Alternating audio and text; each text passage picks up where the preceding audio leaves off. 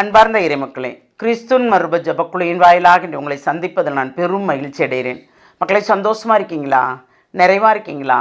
மகிழ்ச்சியாக இருக்கீங்களா? மன அமைதியாக இருக்கீங்களா? கேட்கலாம். நீங்கள் கொடுக்குற இறைவார்த்தை அனைத்துமே கடினமாக இருக்குது. அதை எப்படி நாங்கள் மகிழ்ச்சியாக ஏற்றுக்கொள்ள என்று நீங்கள் கேட்கலாம்.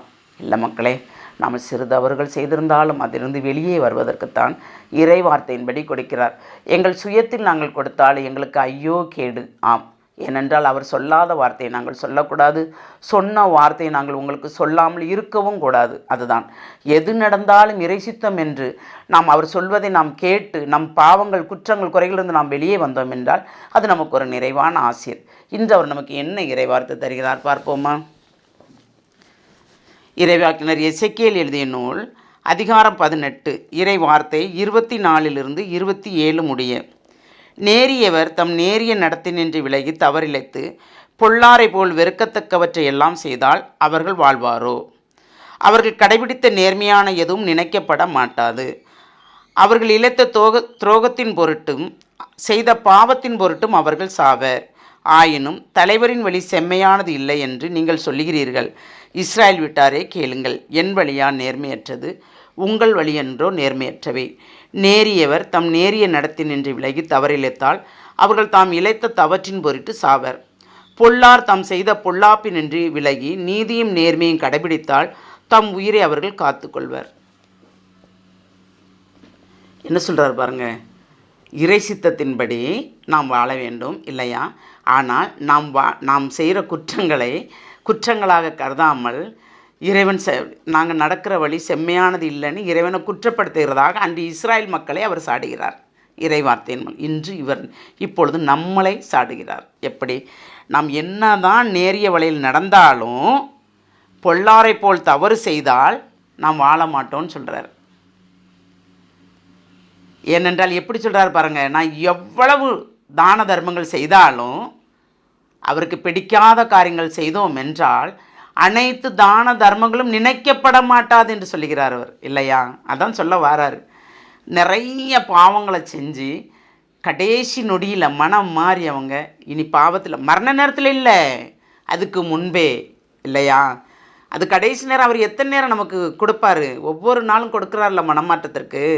அது நாம் எடுக்காமல் மரணத்தின் வாயில் நிற்கும் போது நாம் கேட்டோம் என்றால் அதில் பாவ மன்னிப்பு எல்லாமே கிடைக்குமா என்று எனக்கு தெரியவில்லை. ஆம், ஏனென்றால் முன்கூட்டியே நமக்கு உடல் வாதைகள், உள்ளே உள்ள உறுப்புக்கள் வாதைகள், மரணத்தின் வாயில் நாம் நிற்கிறோம் என்றால் அதை அனைத்தையும் அறிந்திருப்போம். நமக்கு மரணம் வருவது தெரியும் நமக்கு இல்லையா? கண் முன்பாக நிற்கும். நம் பாவங்கள் குற்றங்கள் அனைத்தும் நம்மளை குற்றப்படுத்தும். அப்படி இருக்கும்போது நாம் மன்னிப்பு கேட்டோம் என்றால் நாம் வாழ்வது உறுதி என்கிறார். ஏனென்றால் எத்தனையோ பேர் மரணத்தின் பிடியில் இருப்பாங்க, எந்திரிச்சிருவாங்க, நல்லா இருப்பாங்க, மறிச்சிருவாங்க. அப்போ எப்படி? கொஞ்சம் வயசாக இருக்கிறாங்க, மறிக்கிறாங்க. இப்போ எங்கே பார்த்தாலும் செல்லரிக்கிற வியாதி இல்லையா? அந்த வியாதியின் தன்மையிலிருந்து மீண்டு வர முடியாமல் எல்லாமே இழந்துடுறாங்க. சொத்து சுகங்கள் எல்லாத்தையுமே இழந்துடுறாங்க. ஆனால் என்ன செய்யன்னு புரியாமல் தவிக்கிறாங்க. அதை குணமாக்குறதுக்கு மருத்துவருக்கு நோய்க்கு உள்ள மருந்து கண்டுபிடிச்சிருக்காங்களா?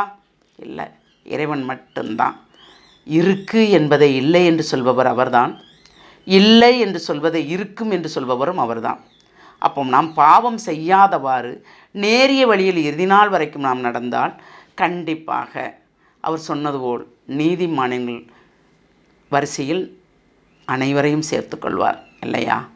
அவருக்கு பிடிக்காத காரியங்கள் செய்யும்போது நாம் நீதிமானாக வாழ்ந்தாலும் அந்த நீதிமான் லிஸ்டிலிருந்து நம்மளை தூக்கி வீசிடுவார்.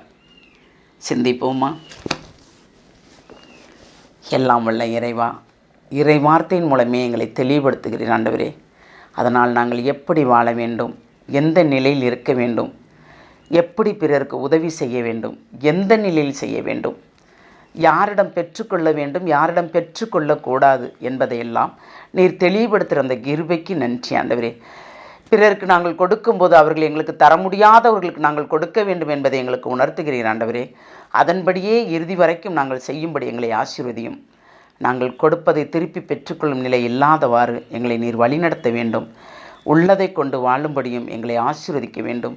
போதும் என்ற மனம் என்று ஒன்று வேண்டும் ஆண்டவரே, அதை மட்டும் நீர் தர வேண்டும். ஆமாம் ஆண்டவரே, இருப்பது போதும் என்ற நிலையில் நாங்கள் இருக்கும்போது அந்த நாளும் எங்களை விட்டு கடந்து போகும் என்று நாங்கள் விசுவசிக்கிறோம், நம்புகிறோம்.